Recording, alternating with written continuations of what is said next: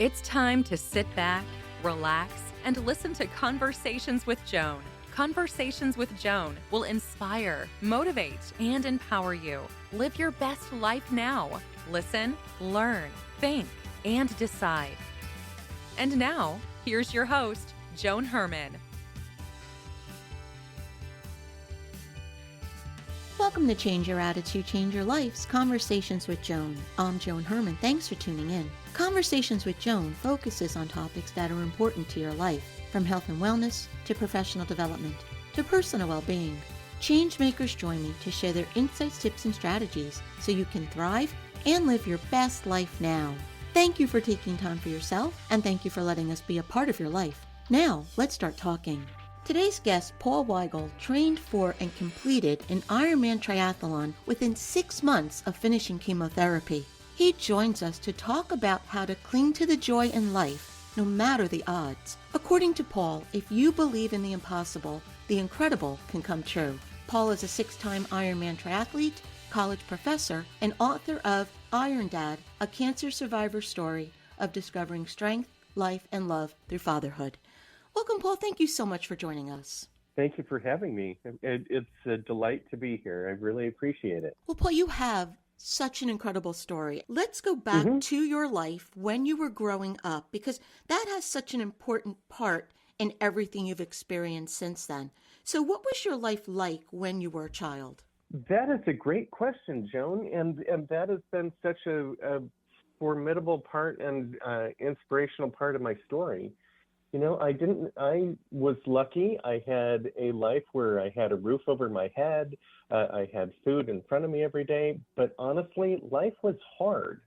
Both my parents were psychologists, and I found that my life was I felt much more like a patient than a kid. And as a result, I didn't necessarily have nearly as much joy or hope or dreams as I had hoped to have.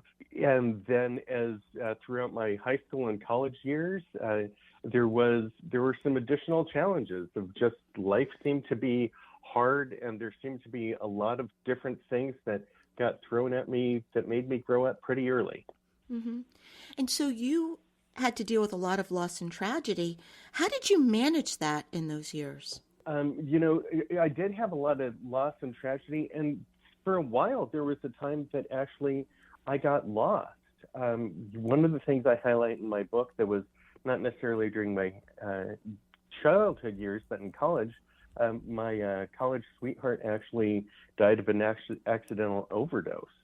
And it was incredibly hard and really difficult to find a way to get through those different things. I would try and find inspirational moments, or I would try and really drive through, but really for me it was a grind and getting things done. But there was, over time, I had started to build up this mantra of when your back is against the wall, you need to do what you need to do. I had a mantra that I started to believe in from a movie way back, Field of Dreams, where they talked about if you believe in the impossible, the incredible can come true. And that's really where I started to envision my life and envision a future was impossible, amazing, and wonderful. You know, it's interesting. I went through a lot of loss, which led to the work I do now. And like you, when you're going through all of that pain, it is easy to get stuck there. And you do try to lift yourself out of it, and then you slide back. And if someone had said to me back then, some of those quotes that you just made, I probably would have said, get away from me. I don't want to hear this. Right. But everything you're saying and everything that I did, even though it may sound cliche when you're in pain, it is what works. It's what gets you out of that dark hole that you're in.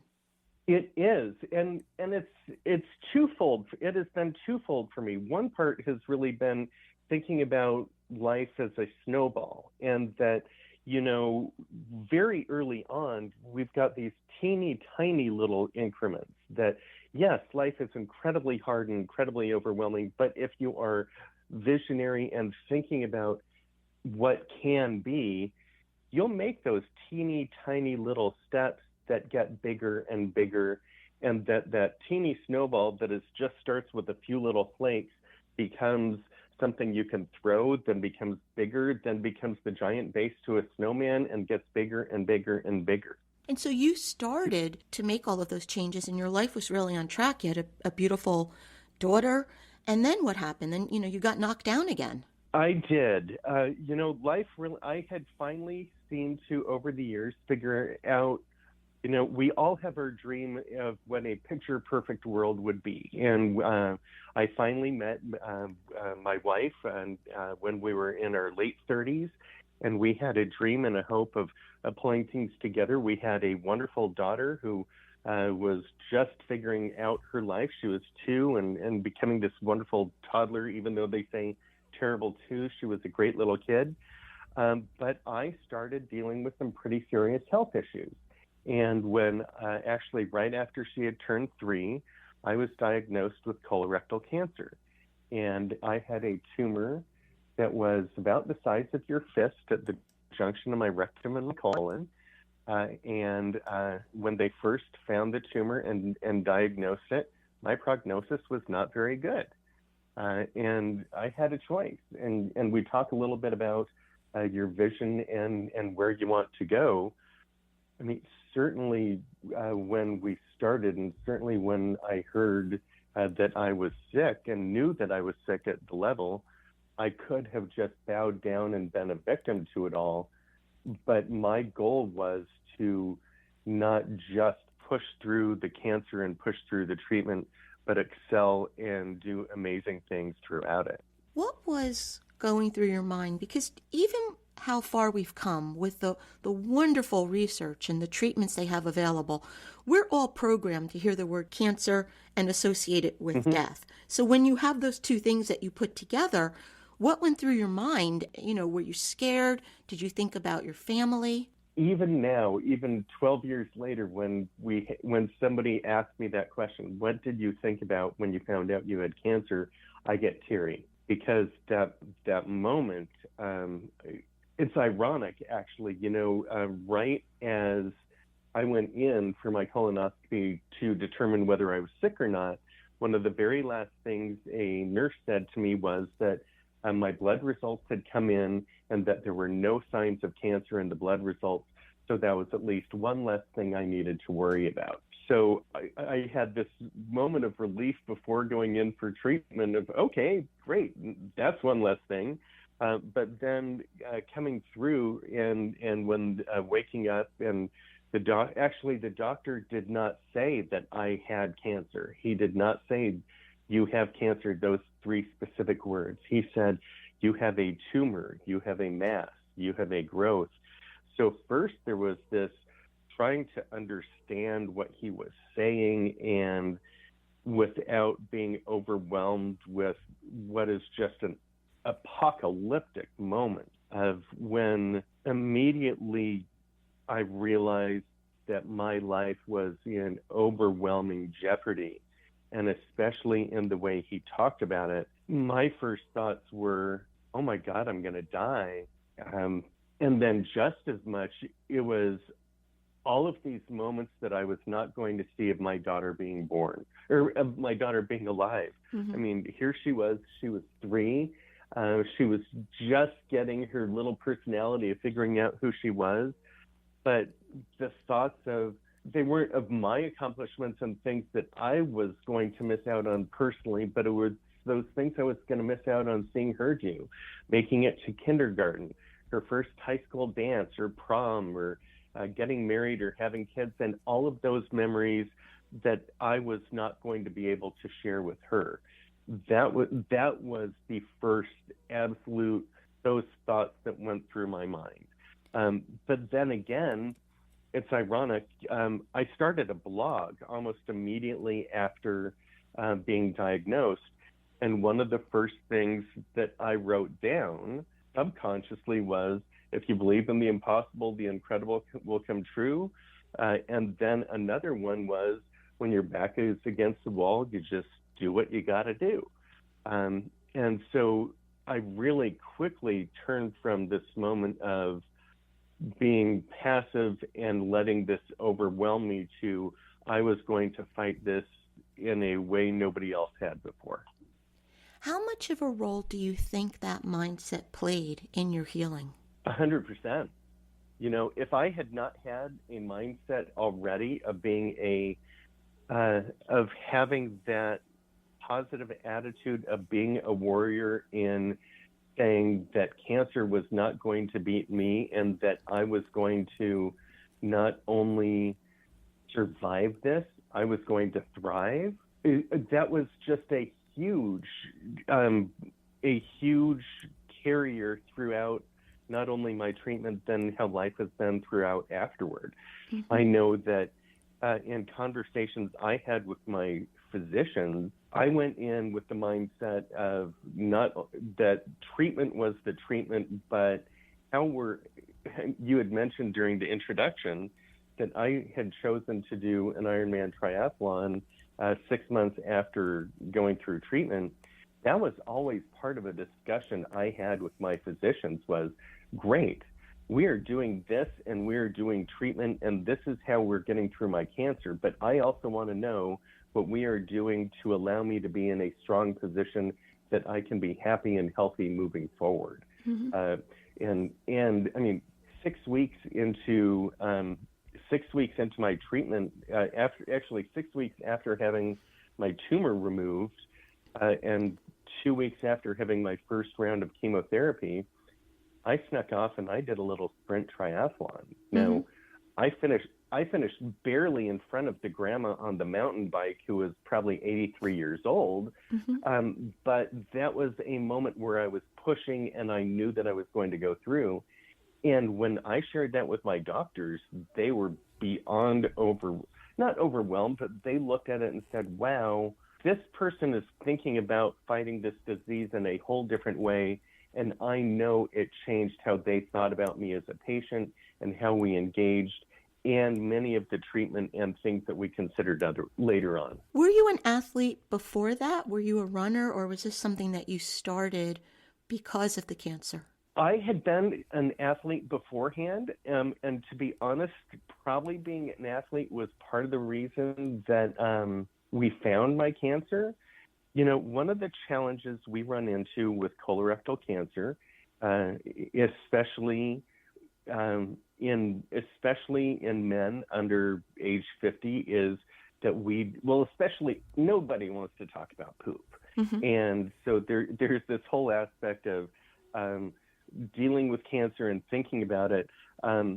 But I had been doing some training, although I hadn't done a lot of exercise and training for several years, in part because my life you had mentioned that my life had seemed to be on track, that I had a kid, I had a wife, and I was really focused on them. So I had been an athlete, I had done a lot of different things, but at the time I wouldn't have considered that I was, although I was doing some activity, and some of those activities, I think, helped me identify that I was sick. So I had an idea of where I had a baseline of what I thought I could do, that I could springboard from, but in no way was I athletically in a position to just jump up and do an Ironman 6 months later. We know what cancer treatment can do to the body, the types of side effects. How were you able to train? What did your training protocol look like? That is a great question. Well, first, you mentioned the side effects of the treatment of cancer. Side effects really affect a lot of different people in different ways. For me, it was not only just the ongoing incremental fatigue of dealing with the chemo, let alone the routine, and then I had some really big side effects with tingles in my fingers, neuropathy in my fingers and my feet. Actually, my legs actually got numb all the way up to my knees.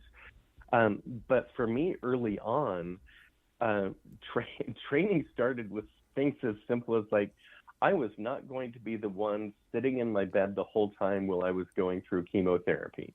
I made a point that they would put my bags up on a roller, and I was the one rolling around the floor, probably creating a groove with my roller with the chemo bags because I was making a point to take one more step forward every day. And I really continued to do that as I went, not only as I went through treatment, but then afterward. As I went through treatment, I would make a point that I was not only walking more every day, I made a point to be actually getting into the pool. I did a teeny little bit of bike riding, but not very much. But having the training aspect, certainly of going through chemotherapy, was great because it gave me a break from thinking about myself as a cancer patient. Mm-hmm. You talk about changing your attitude and changing your life, that yes, cancer was there, but cancer wasn't going to beat me and it wasn't defining me. And I made a point to be out there, not only doing the training, but having those moments, whether it be that little sprint triathlon that I almost finished last at, or actually on New Year's Eve, the very last day of my chemotherapy. For my chemotherapy treatment, not only did I have a day within the hospital where I had bags attached to me, but I then had 2 days where they were where I had a backpack on that chemotherapy was also being pumped into my body. And for my last chemotherapy treatment, I actually chose to walk a half marathon with my chemotherapy backpack on. So I had incremental training during that, but then it was an exponential climb once training was done to get to the actual race. You said before that when the doctors saw that you were an athlete and a fighter, they treated you differently. Did anyone ever say to you that, obviously as an athlete, you were eating differently, you were fueling your body with good nutrition. So did any of the doctors ever say that your diet and the physical activity, those two things, did they play a strong role in your healing and where you are today? Did the doctors ever tell you that? Absolutely, actually. As you asked that question, certainly. Certainly, I mean, one of the big challenges for me of going through treatment was that probably the 6 months beforehand, my GI system had just gone wacky. That so many of the different foods that I used to like earlier on didn't like me as much as well anymore. I used to say that I like pizza, but pizza didn't like me anymore. So we had really spent some time before I was diagnosed where I had been really working on my nutrition. But then going through treatment, it wasn't like I was super regimented with my food, saying I'm an Ironman triathlete, I need to be eating in this specific way. But the fact that I was being thoughtful and attentive and thinking about the food that was going into me in the same way that I was thinking about the medicines that were going into me, the doctors and I certainly had talked about that. And 100%, when we talk about the physical aspect, they agreed with that. Although they were a little overwhelmed with some of the things that I was doing, that concerned them a little bit. But then again, they saw that by doing that, I was healthier. One of the big things that people run into when they're going through chemotherapy is that they lose weight because they're not eating, their body isn't doing things. I actually ended up gaining weight and gaining muscle during treatment because I was exercising, because I was treating my body like it needed to be treated. And that absolutely 100% helped my long-term prognosis, and the doctors fully recognize that for sure. Paul, if there's someone listening to you right now who's been diagnosed with cancer, what do you want to say to that person? I would say fight and fight like hell. I would say cancer does not own you, that you own cancer as much as you possibly can. It is scary. It is overwhelming. There are going to be moments where you cannot think of anything else except for, there were times that I did think to myself, in spite of having a positive attitude, oh my God, I'm going to die from this. But I also learned really quickly, and that would be the message I would say to cancer patients: fight it and own it. And it's ironic, actually. I have a good friend of mine who just had surgery yesterday. He has prostate cancer, and as he came out and he gave a post on Facebook, he said, well, the tumor was a little larger and there were some lymph nodes that were affected. And almost immediately on Facebook, you saw people responding by saying, I'm so sorry, hang in there, it's going to be all right.